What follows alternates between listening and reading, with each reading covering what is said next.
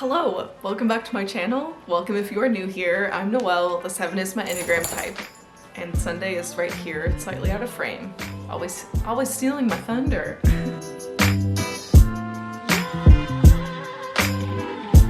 This is going to be all the books that I read in September and October because I just didn't get around to a September wrap-up. So now you get a fall recent reads. And I think I'm gonna split this into two parts because I have two pretty much equal stacks here. The first is like an entire series that I read, and the other is everything else. So I will start with the series, which is the Lunar Chronicles series, talk about very briefly, because I don't need to go into every single one in the series. And then all of the rest I'm just gonna put in order of lowest to highest rating as we go through the video. So without further ado, I'm hoping this won't be a 40-minute long wrap-up, which sometimes happens, but mostly because I would just like to get it out to you so that you can know my thoughts on these books, and also so that I can put these on my shelves officially, which is the most satisfying part, usually at the end of every month, and I haven't gotten to do that in 2 months because I have been just keeping these in a big stack in limbo. So it is time, and we will start with the series. So November was the last month. November. Did I say November earlier? No, October. October was the last month of the Lunar Chronicles readathon. September and October I read every single one except for Cinder, which I think was in August. And I read them in this order because that's how series work. Scarlet, Cress, Fairest, which is like the prequel villain origin story. Winter, the last in the series, and then Stars Above is the collection of stories like after the series ends. Okay, let's see if I can do this without dropping them. This is a good workout for my arm also. Scarlet is probably my least favorite in the series. I think I gave this 3 stars, and if I did half ratings it would be lower, but it's not low enough to be a 2-star, I don't think. I don't really care about Wolf, and I felt like Scarlet and Wolf's relationship in this series is so melodramatic and insta-lovey, and I don't care for it. So whatever, that's mostly who the second book revolves around, and it's not my favorite, but Cress is my hands down absolute favorite in the series. I love her relationship and her like little love interest so much. So that's probably the reason that I love it so much. I also just think it's the most interestingly written of all of them in the series, and the pacing isn't weird like it is in some of the others. So Cress is a 5-star. Fairest, okay, let me see if I can remember my ratings. Okay, my arm is definitely getting tired. Yeah, Fairest I liked. I gave it 4 stars. I really like Queen Lavanna. I like the way that she's written. I like her backstory and her kind of motivations as far as like a villain antagonistic character goes. Pretty solid. And I love that I read it in between Cress and Winter, which I think is when it was published. So it's probably why it felt so smooth, is because I think it was published after Cress and before Winter. And even though it's the prequel, I think that was the right way to read it for me. Winter was fine. I got really numb to the lightning fast pace and the high stakes, which just goes on for like 600 pages the entire book, and there's not a single moment of levity. There's not a single moment of like chill or where we get to relax or breathe for a second. It's just all go. This is life or death stakes the entire book. And I get that it's the last in a big series. It just kind of like drained me after a while. So Winter was 4 stars. I liked the way it wrapped up. It just was a lot after a while. And then Stars Above was the only one I hadn't read before. So everything else was a reread. Stars Above was brand new, and I really wanted to like it, but I didn't love it. It felt very fan servicey. I don't really think any of the stories had much meat to them. It was kind of really a collection of epilogues and also backstories of the characters that we already know. I think the strongest one in the collection was a random Little Mermaid retelling that is in the same universe but doesn't have any of the same characters in it. And I thought that was the best one. Like, I would have rather the entire collection have been short stories, like a la carte in this universe, without them being all of these characters we already know. So overall, I gave Stars Above a 3 stars as well. I think I liked it less than Scarlet. Probably my least favorite in the universe, whatever. I'm gonna maybe feel this tomorrow, but I am excited to have reread this. I'm excited to read her new release that's coming out in November, which is a Rumpelstiltskin retelling that I'm very much looking forward to. Are there problems in the series? Yeah, like a lot of them. Like a lot of cultural appropriation that I don't think the author has ever like acknowledged. And she says in one of the like author's note in the last book, all she says is, well, the original Cinderella is credited to have come out of China, supposedly, and so that's why she set Cinder and Cinder's story in China, or not even China, just the Eastern Commonwealth, which just creates this like monolith of seemingly all of Asia, which is a problem. I also found a lot of the last book pretty ableist as far as the way mental health was handled, and the character of Winter particularly. There is some fat-phobic rhetoric in the way that Queen Lavanna acts and speaks. Oh, sorry for this weird lighting. Why does this always happen to me when I start filming? Okay, hold on. Whew. Okay, I got the string out of the way, but now that I set those books down, it feels much better, so I'm gonna leave them down. But I was saying, as much as I enjoyed my reread of the series, it is very obviously dated, and I would really appreciate if the author could take some responsibility for those things, especially knowing that she's continuing to publish new works. Just feels a little bit irresponsible, to be quite honest. Like, if you're going to write Cinderella taking place in the vague approximation of a futuristic Asia, which is already a little bit iffy, the least that you could do is to take the time to research the cultures and the people that you are pulling that inspiration from. It has rubbed me the wrong way, and I am not even a part of the community that has been hurt by her portrayal of those cultures just all smashed together without reason or understanding. So it is not without flaws. I did really enjoy the storytelling. I love the way that she writes her characters. I love that it is a YA series with multiple romances and 0 love triangles. Just as a particular interest of mine that we love to see in YA. I love that it's women-driven sci-fi. I love that it's sci-fi and fairy tales. But yeah, so that concludes my reread of the Lunar Chronicles series, and I'm excited to hear more discourse about it because I know that some other people, especially some of my other friends, have also picked up the series recently, and I know we just had like this readathon that I was participating in, or read along I should say, and there's been some great discussion there, and looking forward to it. Overall, a good experience, and I'm glad that I did get to reread them. Alright, so the rest of this video is just going to be from lowest to highest rating of everything else that I read over the last couple of months, and the first on the list is a 1-star read. Which is Majesty by Catherine McGee, which is the second in the like American Royals duology. And I thought American Royals was fine. I think I gave it 3 stars, and Majesty, I don't say this often, but Majesty was just trash garbage. Like horrible, like the worst, complete waste of my time.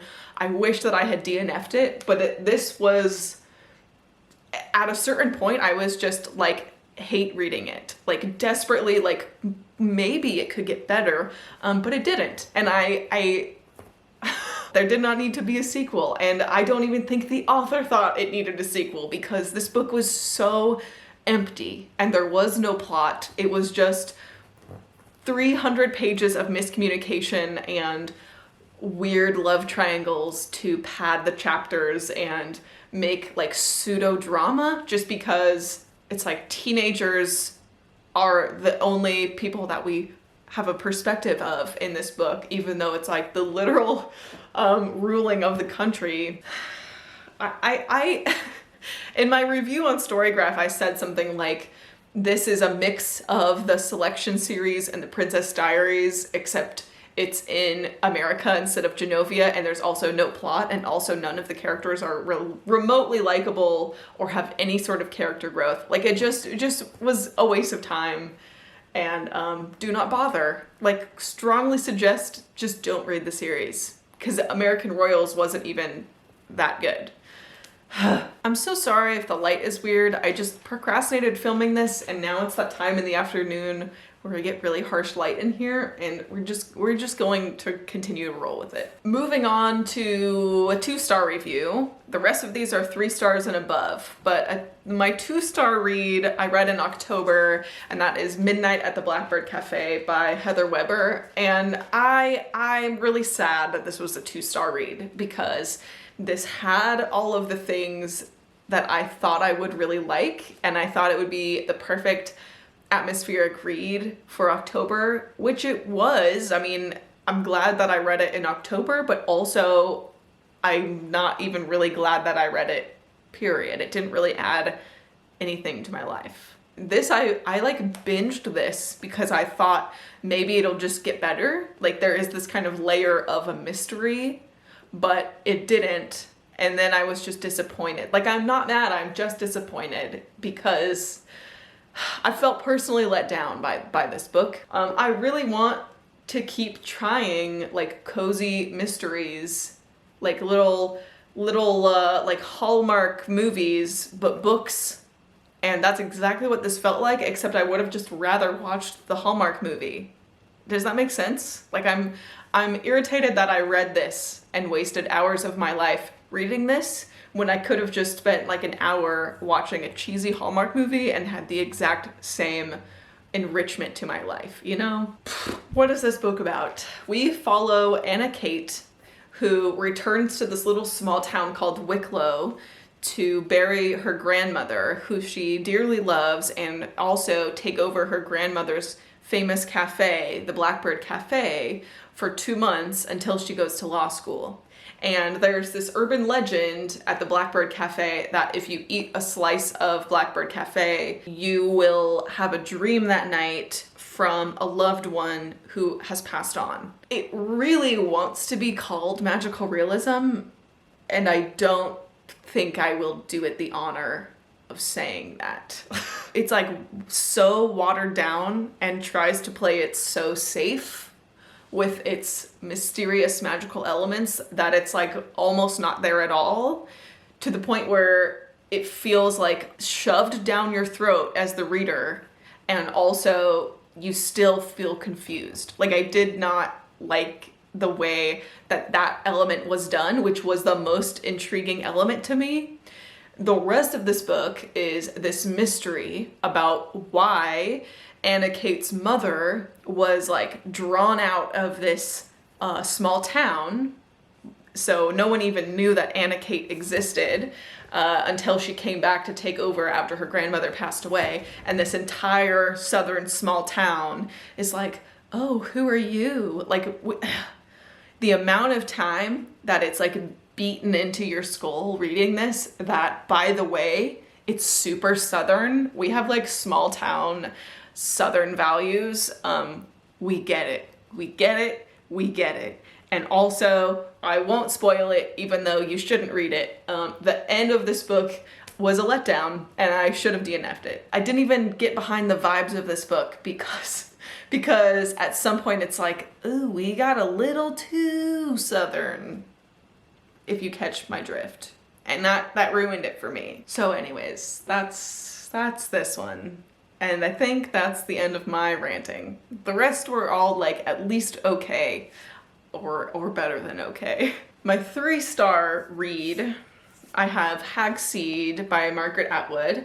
And this was my first foray into a like classic retelling, a modern retelling of a classic, specifically Shakespeare, which I did want to dabble in that before December when we are reading The King of Infinite Space for Hot Girl Book Club. And so I was like, okay, I want at least to experience a modern Shakespeare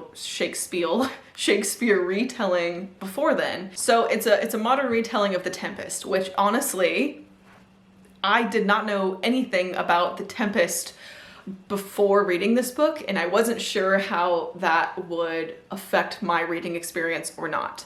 And luckily and also unluckily, it's like a retelling within a retelling within a retelling, because the main character is an actor and theater director who gets kicked out of his like production and then exiles himself to concoct his revenge.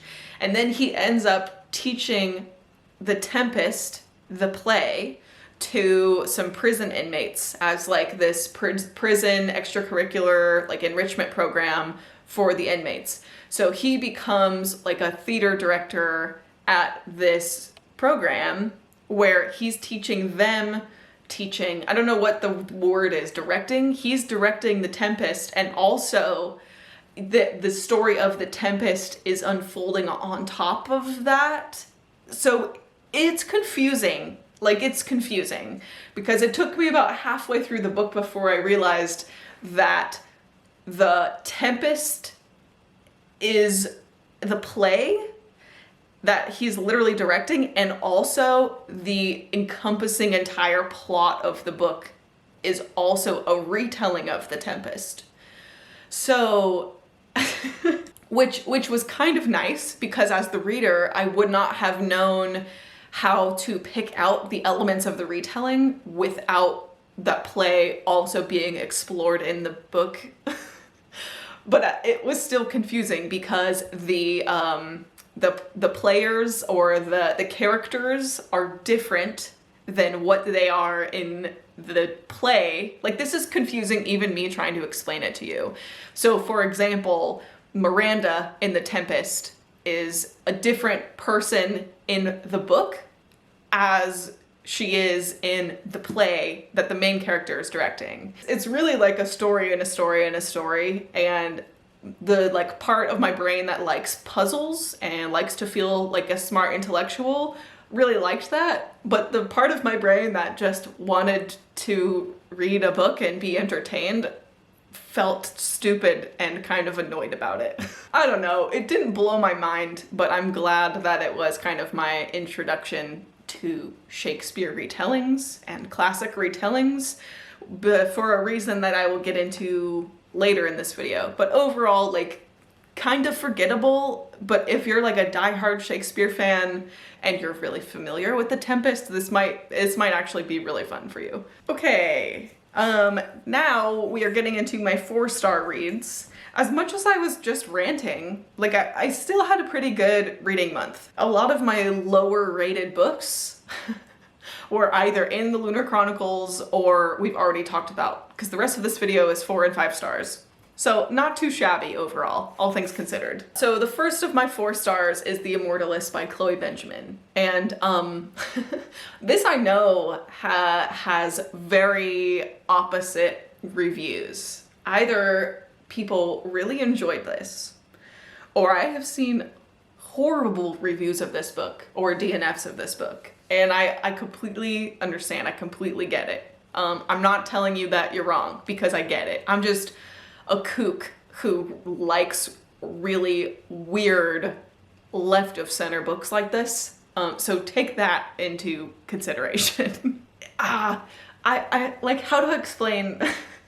I almost feel like I have to defend myself a little bit, because the premise of The Immortalist, I also did a whole post and review on my Instagram of this if you want to go further in depth.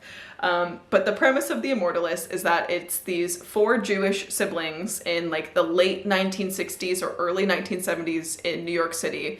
And shortly after like a family traumatic incident, the 4 of them together seek out this fortune teller who allegedly can tell you the exact day and year that you're going to die. And so each of the 4 siblings has her tell them individually what their day is. And that's like the prologue, is them as kids having her tell them those things. And the rest of the book is in 4 parts, 1 for each sibling. And you get a taste of that sibling's life as they have either internalized or ignored whatever the fortune teller told them.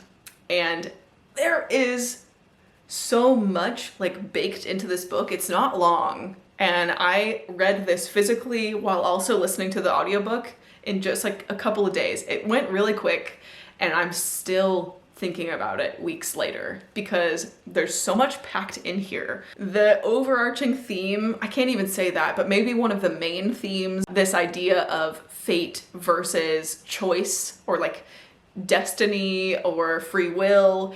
But there's also like so much about family dynamics and family history, especially sibling dynamics, which I don't feel like I read a lot of fiction with strong, believable adult sibling relationships. Loved this for that particularly. There was also a lot of other things in here without giving much away. This has a character in San Francisco at the height of the AIDS epidemic, before there was medication or treatment for it. There's a character with severe untreated mental health problems, and it's almost in a way that told in like surrealism, whereas the reader, you aren't really sure if there's something going wrong in that character's mind or if it's the way the story is told. And I loved that kind of twistiness. It wasn't like the woman was crazy kind of a twist. It was just an interesting way that that particular theme was explored. And there was even a little bit about anti-Semitism, Zionism, racism, and classism, which all like somehow it felt like it was doing so much. And like I feel like all of it was pretty good. Abortion, adoption is also like vaguely covered. There's more that I'm forgetting to mention. This really brought up so many different parts of the human experience and what it means to go through life as a human being who was told when you were 10, you're gonna die on this day, whether that's in 10 years or 70 years. And it really left a mark on me. Like I was really impacted by this. So this was a 4-star for me. The next 4-star read is Anna K by Jenny Lee. And this was really a surprise. I just have a bunch of audiobooks queued in my Libby. Sorry, lighting is back to being silly. I have a bunch of audiobooks just in my Libby holds of books that I own, so that whenever they come through, I can just get that book off of my TBR cart. And Anna K came through at the end of October, and I was like, okay, I'm not really feeling it, like before I picked it up, but I put it on anyways, figuring I could just blast through another like YA kind of drama romance before the end of the month. And it really took me by surprise. This is a young adult modern New York City retelling of Anna Karenina. And I forgot how juicy and like kind of dark Anna Karenina is. And so told from the perspective of rich New York teenagers was very fresh and very interesting, and like just I could not put it down. I could not put it down. I listened to this in my car obsessively. Like even if I was just driving 5 minutes in between errands, I would put it on and listen to it for 5 minutes. It just kind of lived in my mind rent-free while I was reading it, and I was really swept away. What was off-putting to me about this was the way that it was written really took me a while to kind of come around to, and I think listening on audiobook helped, but it's just written in this very not flowery style, but like something that I noticed is just so many adverbs like in every sentence. everywhere. So many adverbs where it started to really grate on me. Like, enough with the adverbs. Just say what you mean without having to say an extra descriptive word. Just use a better verb or whatever. Anyways, but I don't know. I don't know if it got better as the book went on or if I just got used to it, but I stopped noticing once I got really into the middle, and was probably invested more anyways. But the other thing that really felt weird to me was the very explicit sex scenes when it's teenagers. So, and like frequently there's like a lot of teenager sex in this book. Everything aside, I gave it a 4 stars, and I'm like excited to read the sequel, probably in the spring or summer, because I think it takes place over a summer, like the summer after this book ends. But yeah, the classical retelling, this one I was not confused by. This one gave me major Gossip Girl vibes, because it's like rich teenager drama in New York City, but also with the added layer of classic literature retelling. I really liked it. So that was fun. Maybe I'm gonna read more classic lit retellings, because it's starting to feel like that's something that I could go down a serious rabbit hole on, you know? All right, we have made it to my 5-star reads of the last 2 months, and there's a pretty good handful. Like, I'm very excited about the way, kind of the spread of enjoyment that I had over the last couple of months. The first 5-star book to talk about is Drive Your Plow Over the Bones of the Dead. This is definitely an Instagram favorite, and I get it. I loved it. This is really hard to explain, and I would strongly encourage you to just dive in with 0 expectations and knowing as little as possible. Like just go in knowing nothing. If you trust my recommendations enough, just mute the video until I'm done talking about it and just read it without me having to explain. But if you want a little bit more information, this is an atmospheric kind of mystery and introspective read. You follow this older woman, middle-aged woman who's at this remote setting, kind of in this small mountain town, and these murders just keep happening. Like, people just keep dropping dead. She is an astrologer who is kind of doing her own scientific experiment, or trying to make it science-y, where she takes people's birthday and the day that they die and see how those two align, and whether she can predict the day that someone would die based on their birthday, which, now that I'm saying this so close to the Immortalists, that's definitely a similar thread. Maybe that's something that I specifically like in books. I just realized that about myself. She also has this deep, visceral love and connection for nature and animals. And that becomes more and more important over the course of the story. And that is literally all that I'm going to tell you. There's so much more to it. It was such a wild ride. I had no idea where it was going until the very end, and I think my jaw actually dropped at a certain point, because I was just so taken by the story and I loved every second. The vibes, immaculate. The writing, fantastic. The audiobook, top-notch audiobook. Loved it. I loved it. I love that it is a work in translation. I love that it has so much love over on Bookstagram, but I don't think that this one will be for everyone, because this is, I would classify as kind of a weird, kooky mystery. And those are things that I like a lot, but not everyone is gonna like those a lot, and that's okay. Next on my 5-star list is Literary Witches by Tasia Kitaiskia. And this was such a short little read, probably took me an hour, and it is a bunch of classic women writers as if they were witches. So it's somewhere in between fiction and nonfiction. Like, I don't know how to actually classify this. Like, here's Emily Dickinson, and it says, "Spectre of windows, flies, and the unexpected. Emily travels freely between the afterworld and this world. Sometimes nostalgic, she returns." And it's, I mean, like, we all know that these are real women who actually were writers and were probably not sorceresses, but it writes them in a way that makes you think maybe they were.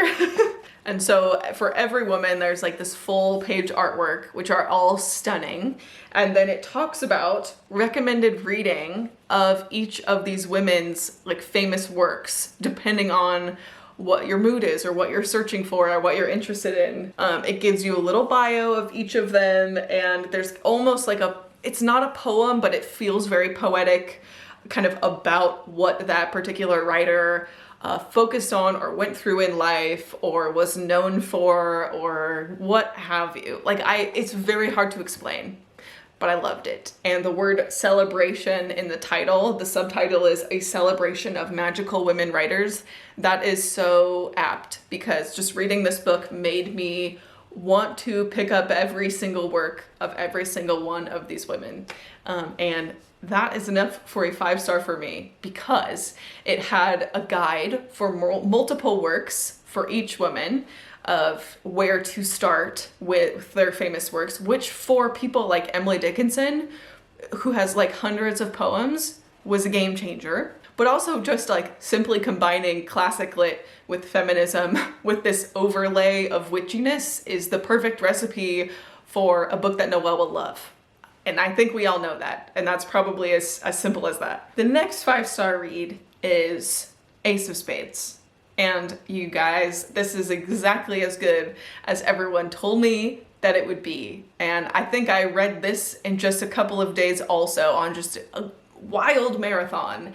This was another one where I listened to it while I also read it, which just really makes me hyper focused, like reading with like tunnel vision on. I felt so immersed in the story. And this is a YA thriller that has I would say maybe dark academia vibes. Like, it's this private high school where we follow the point of view of the only 2 Black students at this boarding school, not a boarding school, a private high school. And slowly over the course of the book, events get more and more sinister, and you start to wonder what the hell is going on. And neither of these 2 characters like each other or even like know each other at the beginning of the book.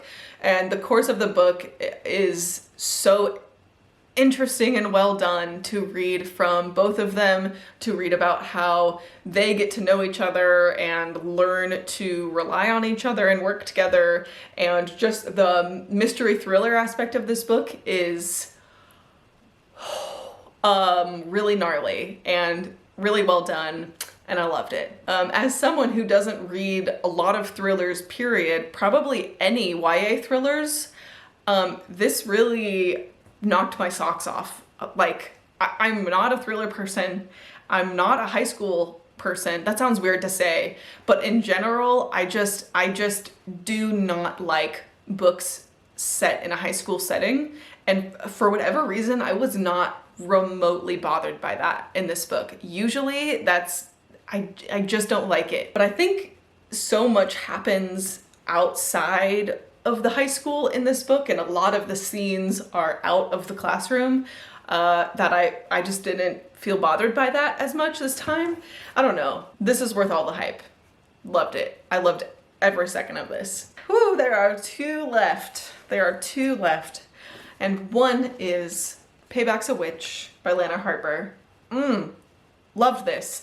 This also took me by surprise. I was excited for this to come out. I think this was in my like fall anticipated releases video that I did a couple months ago.